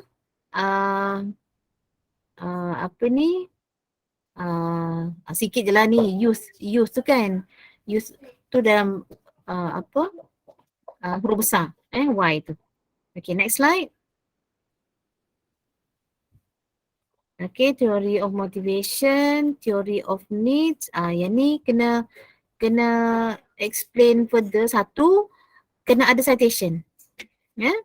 Kemudian gambar rajah ni okey dah. Kena explain, kena ada nota lain untuk explain apa dia teori push and pull ni dengan theory of needs ni. Dalam satu ayat pun cukup lah. Tapi kena ada citation kat sini sebab dua-dua teori ni dia ada pencipta dia. Okay, next slide. Okay, ni masih literature review kan? Okay, literature review title dekat atas tu tak ada. Yang ni okey dah. William Cockerham ni tak ada tahun. Okay, next slide. Okay, yang ni dan beberapa lagi slide yang ke hadapan.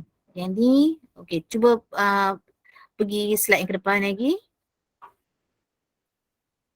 Okay, data analysis lagi. Descriptive analysis lagi. Yang ni lagi. Alright, lagi. Lepas daripada ni, lepas daripada slide ni.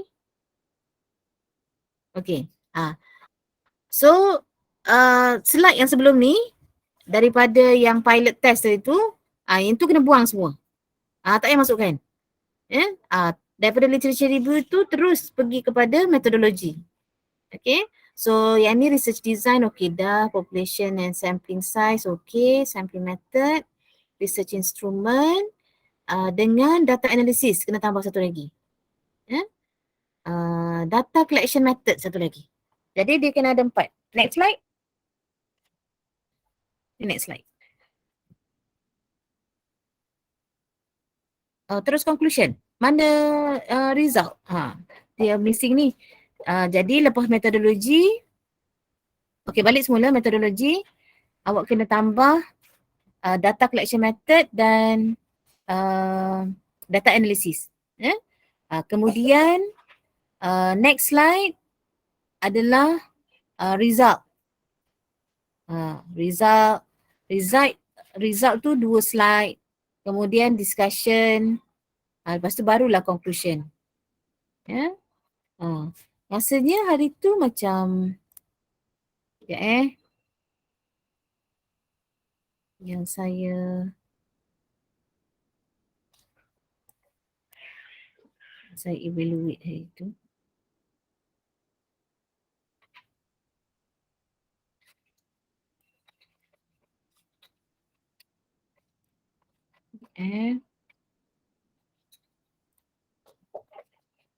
Tak ada tambah baik apa-apa lagi, tak ada tambah lagi so itulah metodologi tu kena tambah result, discussion, barulah conclusion. Ambil input daripada komen-komen saya yang daripada group lain tadilah. Maksudnya dalam discussion tu report balik findings daripada result tu, nyatakan setiap satu objektif tu apa dia punya findings dia. Maksudnya untuk hypothesis 1, hypothesis 2, hypothesis 3 signifikan ke tak, macam tu. Itulah. Dan kemudian conclusion lah. Boleh ke grup 14?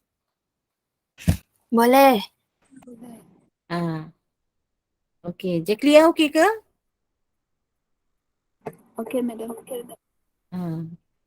Okey, kalau kata awak dah betulkan nanti, ni hari Jumaat kan, Sabtu, Ahad. Kalau boleh bagi esok ke atau hari Ahad sebelah pagi, saya tengok dulu 13 hari bulan adalah hari Isnin, betul? 13 hari bulan hari Isnin. Jadi esok ada 2 hari lagi untuk baiki slide tu. InsyaAllah cubalah. Kalau kata slide tu dah baiki, saya rasa tak ada problem sangat lah. Cuma nanti sambil-sambil baiki slide tu boleh praktis untuk present lagi. Alright. So boleh kita pergi ke group yang terakhir.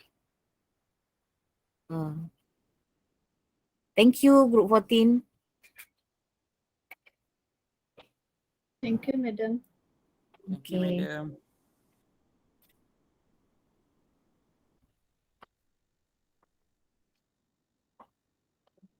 Okay, group 14, group 13.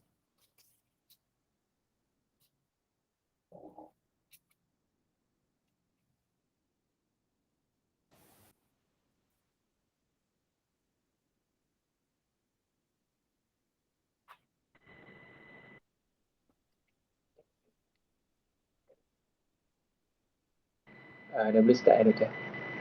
Boleh. Assalamualaikum and good evening. From Group T, we present just to read destination amount. Azmin. Ya. Suara tak clear. Pakai ni tak? Tak. Kenapa tak clear? Guna dua tools ke? Telefon dengan handphone? Tak. Saya pakai phone. Dia ada background sound. Ada suara macam tu.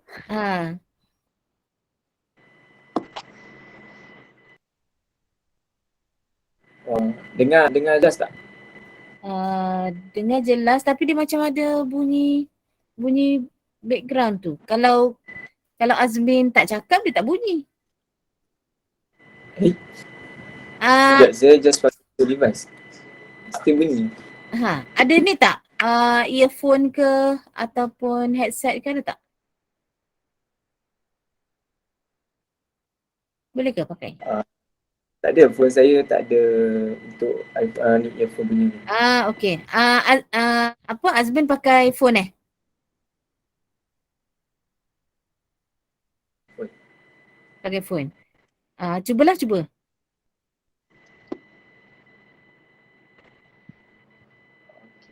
Okay. Assalamualaikum and good evening. We are from group T13. We're presenting about motivating factors to visit ecotourism destination among tourists. Okay, next. Dia is our group's member, Chong Jiayi, Emdah Laila Fitriana binti Daim, myself, Khairul Azmi bin Azizan, Ilya Masara binti Hassan. Okay, next, we will move to the abstract. This study was conducted to examine the motivating factors in ecotourism participations. Ecotourism is described as a traveling to a relatively untouched natural place, which the purpose of studying, exploiting, and enjoying the beauty of the wild creatures and plants that inhabit there. The objective of this study to examine the relationship between interpersonal relationships, attitudes, infrastructure, and diversity towards tourist motivation in ecotourism participations. This study contributes to the body of knowledge by explaining the factor of ecotourism motivations among local and international tourists. Using a quantitative research, 232 data has been gathered. The findings show that interpersonal relationships, attitudes, infrastructure, and diversity are significant contributor towards tourist motivation in ecotourism participations. Next, we move to the introductions. Ecotourism is one of the sustainable forms of tourism that allows visitors to experience and understand the region's ecology and biodiversity. It encompasses a range of concepts such as tourism in nature. Ecotourism has become one of the most common types of tourism when people start to pay attention on conservations and preservations of environment. And according to the Department of Statistics Malaysia official portal 2021, visitor arrival and total spending fell by 44.9% and 60.8% in 2020 in Malaysia. Because of the COVID-19 lockdown, performance in all states went down in terms of both volume and value. So yeah, the purpose of this study is to investigate the relationship between interpersonal relationships, attitudes, infrastructure, and diversity towards tourist motivation in ecotourism participations. So next, we move to the problem statement for the research. The ecotourism industry has grown rapidly as a result of abundant ecotourism resources, demonstrating that protecting ecotourism resources may successfully support the tourism industry's sustainable growth. Issues on expose more on ecotourism to the public, and limited study of the independent variable of this study regarding ecotourism motivation, which is the interpersonal relationships, attitudes, infrastructure, and diversity. So I will move to the next presenter. Okay, next is research objective and question. For research objective is to examine the relationship between interpersonal relationship and tourist motivation in ecotourism.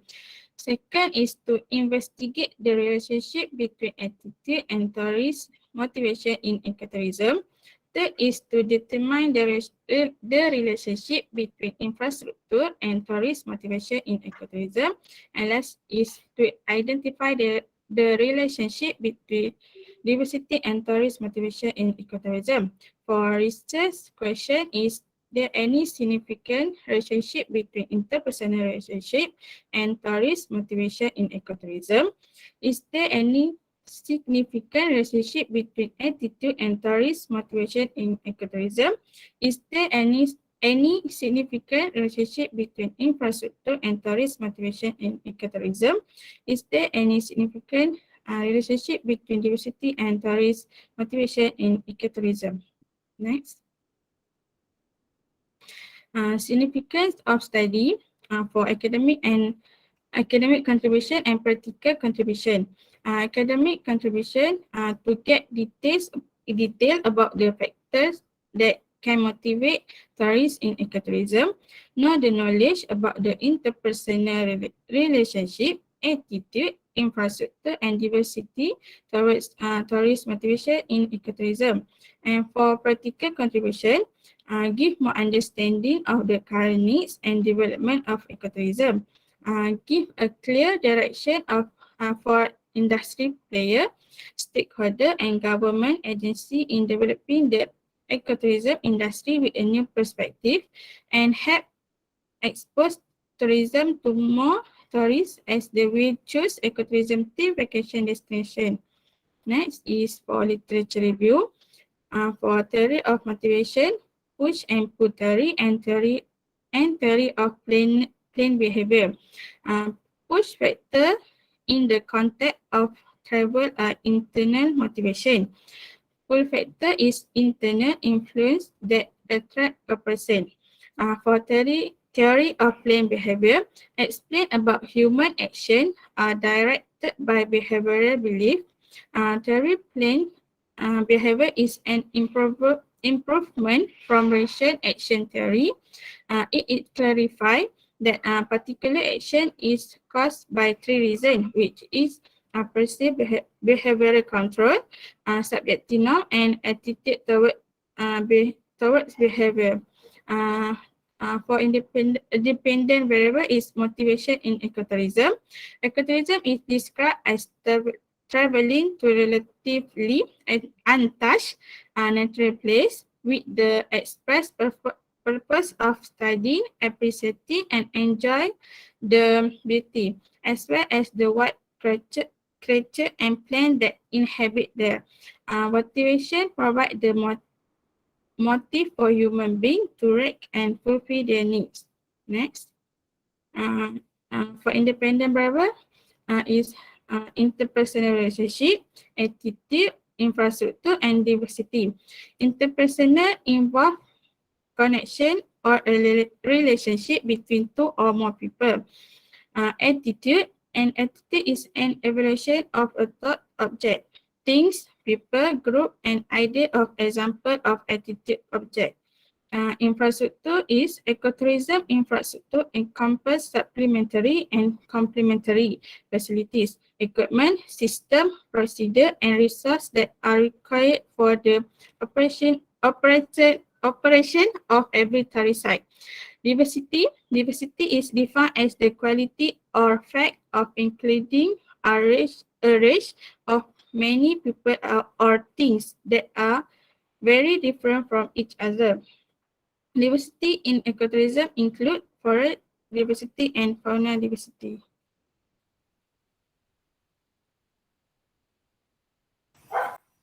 Next, I would like to present about conceptual framework.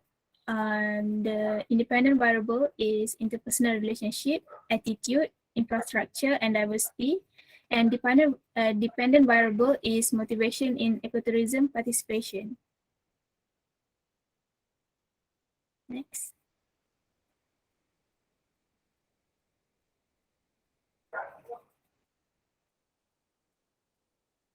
For methodology, the research design, we are using quantitative research using online questionnaire survey. This is to investigate the relationship between the independent variable and dependent variable.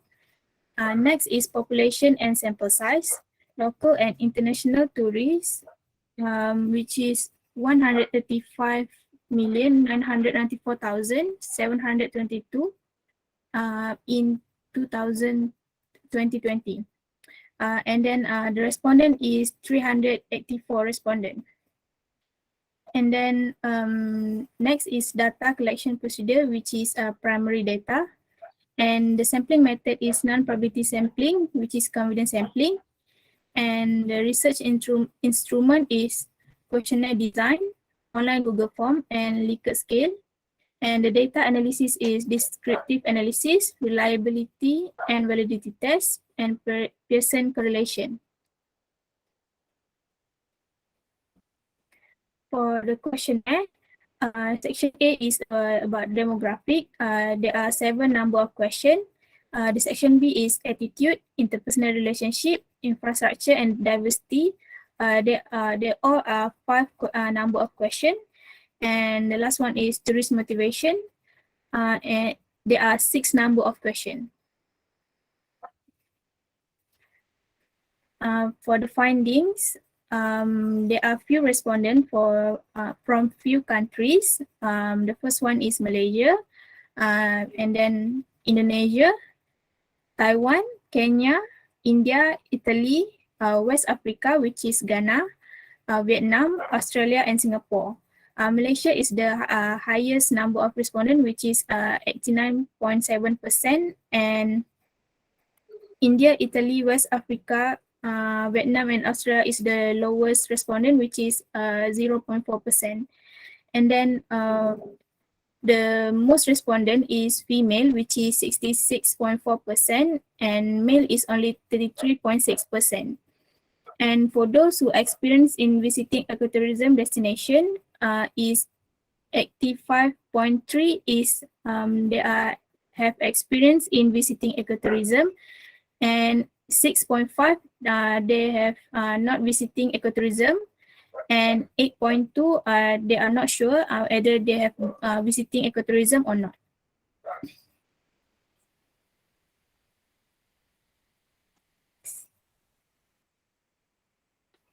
I'm going to continue the presentation with reliability analysis and Pearson correlation analysis. All the result for reliability analysis is above 8, which means all variable is good and reliable. As for Pearson correlation analysis, the p-value for all independent variable is 0, which is less than the very significant level at 0.1. Thus, the result has shown that there is a significant relationship between independent variable, which is interpersonal relationship, attitude, infrastructure, and diversity towards our dependent variable, which is motivation in ecotourism participation. Therefore, all the hypothesis is accepted. Next, I'm going to discuss about the limitation and recommendation. As with any research, there might be some limitation. Just like my member said just now, the respondents for our survey is local and international tourists. As for local tourists, it's no problem for us. We can seek it for every places, but we find difficulty in getting cooperation from the international tourists. And next, some of the respondents were concerned that the information provided was misused by the researcher, so they refused to join the survey. As for the third limitation, our research also find difficulty in sending direct message on the social media. For information, social media such as Facebook has limit to send message which up to 150 people at once. The next limitation is that our research only consists of 4 independent variables. There is a possibility that other variables could be used in the study. As for the recommendation, we have some recommendation for the future study for their improvement. The study can consider to using qualitative method because it gives information that is more specifically and accurate. Next, our research suggests to identify the desired target respondent more specifically, because if the respondent don't know the issue of the study, for example, ecotourism, the result might not accurate. Also, we recommend to do an early step, which is try to enter the active group related to the topic of study, which is ecotourism. Because the member of the group is familiar with the topic, they are very easy to know, they are familiar with the topic. Next, the recommendation is we recommend the researcher to consider of other variables for their future study. Next is conclusion. This research has been carried out to examine the factor that motivate the participation of tourists in the ecotourism destination. The findings just now have proved that there is significant relationship between the independent variable and the dependent variable. So we can conclude that all the research questions have been answered, which all independent variable is significantly influenced. That's all from our group T13. Thank you very much. Okay, thank you very much, group T13. Congratulations. So yang the last part je Jai present tu yang I'm so sorry. nampak bersemangat Okay.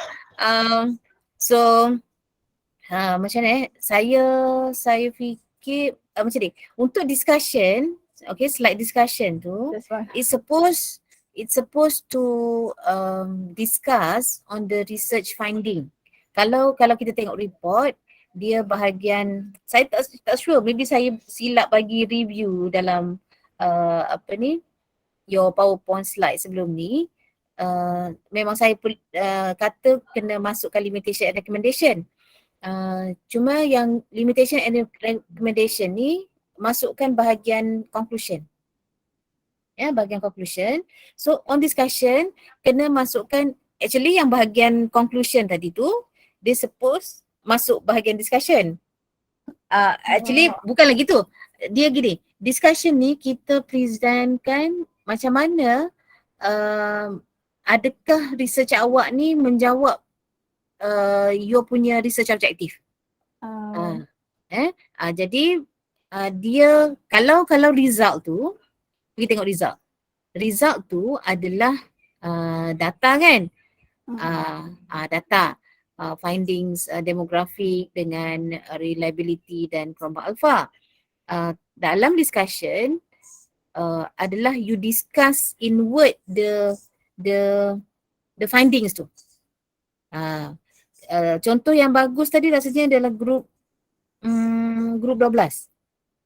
Group 12. Dia punya part discussion tu boleh replicate lah daripada situ. Menyatakan okey lah, objektif kajian ini adalah nak tahu the relationship between all the independent variable dan dependent variable. So daripada findings didapati bahawa semua, ataupun you nak nyatakan satu persatu ke, nak nyatakan semua ke, semua independent variables tu positively have significant positive relationship toward the dependent variable. Barulah pergi kepada conclusion, menyatakan bahawa semua research objective tu tercapai, dan barulah provide sedikit limitation dan sedikit recommendation dalam conclusion. Other than that, I think okay, research instrument, pergi dekat methodology. Untuk slide saya tak ada isu apa-apa Methodology, okay. Research instrument, item dalam research instrument ni should be put under data collection procedure. What is research instrument? Research instrument is your ni yang the next slide tu. Questionnaire. Questionnaire ni. Questionnaire item ni. Ini adalah research instrument. Jadi awak boleh take out research instrument tu dalam slide awal ni dan letakkan title research instrument dekat slide this one, questionnaire ni. Okay, pergi dekat metodologi tadi, nak tengok yang lain rasanya macam okay. Sampling method, population, okay. Ni okay. Data analysis kena tulis juga SPSS. Sebelum descriptive analysis, reliability analysis tu tulislah SPSS version berapa. Okay, cuma saya nak suggest, okay, the first impression of the examiner towards your group presentation need to be masa awal-awal tu. So saya nak suggest, why not Jayi dia start dulu. Slide pertama dan kedua. And then barulah Khairul. Khairul Azmin start. Boleh macam tu? Boleh. Yang lain tu retain je lah. Kemudian Khairul untuk 13 bulan nanti Khairul akan present guna phone juga ke Khairul? Nak panggil Khairul ke Azmin ni? Ya, phone. Guna phone okay. Lepas tu background, Khairul set background ke ataupun memang biru? Tak, itu bilik saya. Oh, bilik biru. Okay, jadi nanti masa presentation tu awak cari tempat yang a bit, contoh pergi library ke atau pergi Pergi library tu ada section yang tertutup tu kan. You boleh ni kat situ. And then kalau boleh, Khairul pinjamlah earphone siapa-siapa sebab dia ada bunyi bising tu. Saya rasa bunyi bising tu adalah background punya voice. Dia bunyi zzz gitu. Boleh ke Khairul? Boleh. Satu lagi lighting okay, ni untuk semua group lighting in the sense that kalau boleh cari tempat yang ada cahaya daripada hadapan. Maksudnya examiner boleh nampak your face. Kalau contoh macam mana kalau awak duduk kerusi tu menghadap ke tingkap. Kalau pakai komputer boleh buat background lah macam GIE kan. Jadi tak nampaklah background tu ni. Jadi awak menghadap ke tingkap macam tu. Jadi dia tak ada backlighting. So examiner boleh nampak muka awak. Ya. Dia tujuan dia adalah examiner tu bila nampak jelas muka awak tu dia sikitlah kenal lah kan. Macam Jai sekarang okey. Nampak tadi siapa tadi Ivy. Dia kena duduk terbalik daripada cahaya tu tadi. Barulah nampak muka. Saya rasa itu je lah. Sedikit daripada tips untuk 13 bulan nanti. Ya. InsyaAllah lah saya yakin awak semua boleh buat dengan yang terbaik. Ya. Jangan nervous sangat. Prepare. Ya. Practice lah 2-3 kali. Ya, untuk sebutan. Kalau kata kita tak pasti macam mana sebutan perkataan tu, kita boleh Google. Kita boleh Google contoh macam saya tunjuk okay. How to pronounce examine. Tu dia ada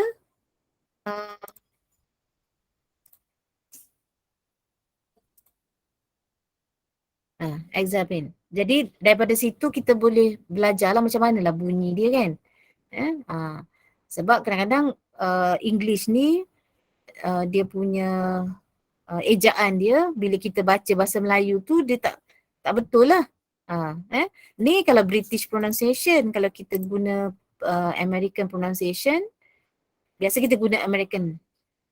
Kita guna ni lah US punya pronunciation tu lebih familiar. Susah nak pronounce. Yelah, sebab lidah kita dah lah makan, kalau ke Kelantan makan budu apa semua kan. Memanglah susah sikit nak pronounce. Tapi tak apalah. Maksudnya mana-mana yang you rasa you betul-betul tak tahu macam mana sebutan dia, you carilah kat sini. Google benda tu. Biasa saya masa mula-mula belajar bahasa Inggeris dulu, saya siap tulis pronunciation tu dalam bahasa Melayu. Macam tu. So saya rasa tu saja. Ada apa-apa soalan tak nak tanya? Dah 10 suku dah ni. Sorry lah it takes a bit more of your time. Any questions? So kalau tak ada question, all the best lah for you. Ya. Nanti group 14 tu kalau boleh bagi slide tu awal, boleh bagi saya awal. Ya. Alright then. Good evening semua. Assalamualaikum warahmatullahi wabarakatuh. Doktor kejap. Ya. Doktor saya nak tanya, doktor bagi tahu dekat dalam group tadi ada judging kriteria dengan hint dengan tips tu apa benda? Itu dalam website tu. Dia macam mana maksudnya tu? Maksudnya apa yang dia evaluate masa presentation tu lah. Mana tadi? Sekejap. Dah pergi tengok ke belum?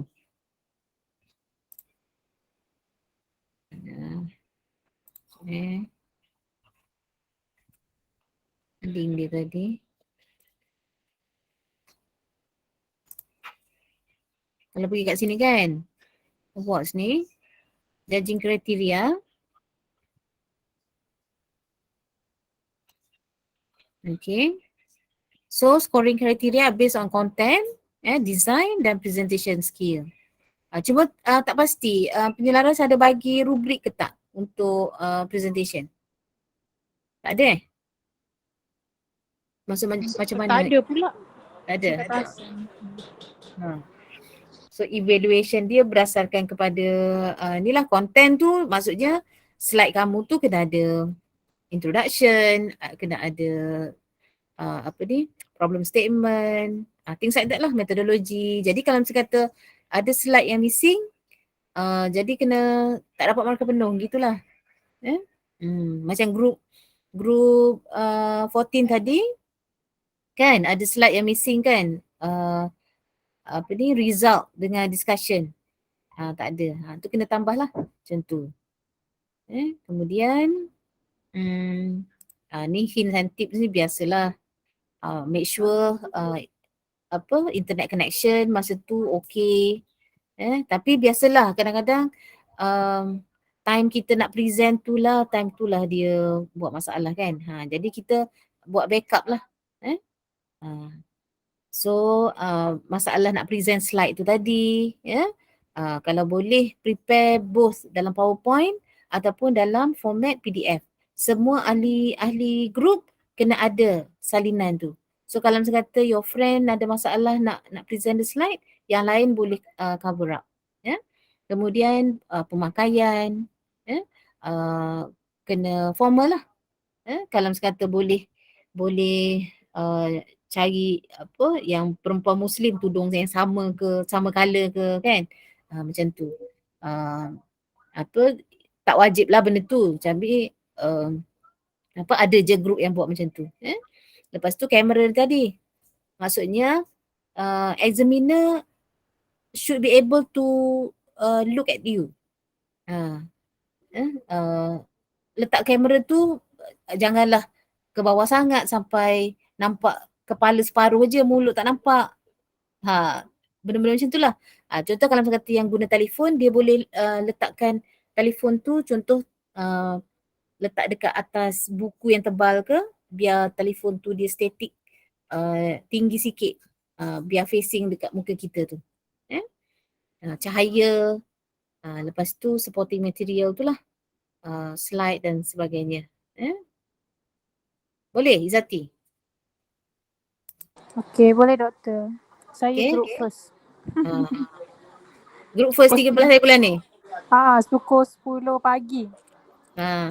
So group first ni dia ada pro and cons dia lah. Yang pro dia cepat habis lah kan. Tapi group first ni biasa apa soalan banyak lah. Kena ready. As long as you really know about your research, then you should be able to answer lah. Okay. So tu saja. Thank you all. Assalamualaikum warahmatullahi wabarakatuh.